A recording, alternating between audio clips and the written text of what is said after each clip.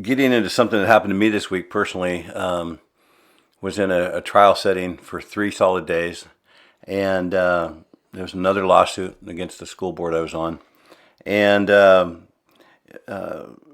our law system is an interesting process.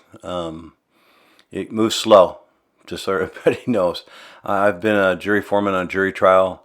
I've been the jury foreman on a grand jury, actually the chairperson of the grand jury. The grand jury is actually when you are first starting a case, the lawyers have to bring enough evidence to you to move that case forward.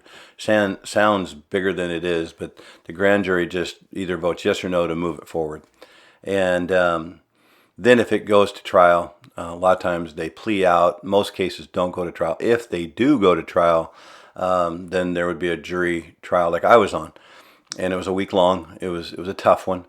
But this week I was in a tough one. And I guess my point today is I'll talk more about my experience on the school board at Newberg.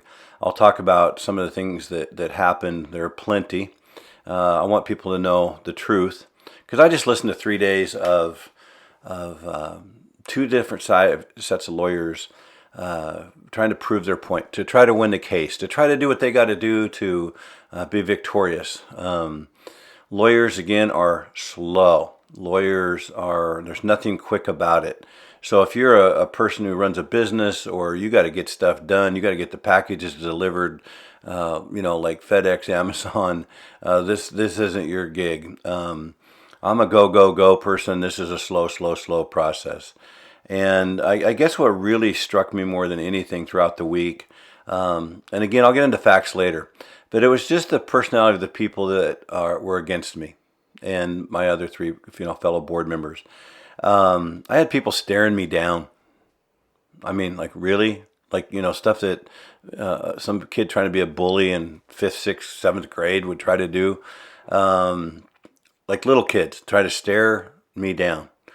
Well, that doesn't work with me. I've done a lot of coaching, and if you've been a coach, you know that you just not that easily moved by somebody staring you down.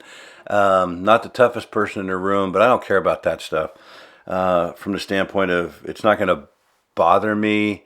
From the standpoint I'm going to change how I'm acting, or I'm going to go run over and apologize to you. It's just that growing adults, people in their 30s, 40s, 50s, 60s would act like that. How people that I've talked to in the past all of a sudden sit on the far side of the room and won't talk to you. And they could be part of the local media. Wow. Okay. So, how do we get to this point?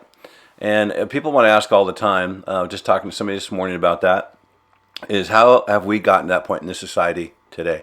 I think it all started, COVID just threw a massive storm at us as a country. We've never been through anything like it, never had seen the consequences of that. But on top of that, the decisions that were being made, the way our government handled it, the way facts or fiction were being handed down to us was really sad.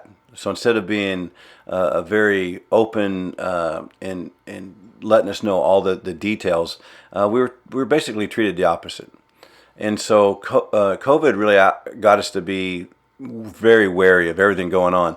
And then you get into, when George Floyd passed away. That's another whole separate issue we'll talk about in the future. But the death of George Floyd changed our country, I think, more than anything out there.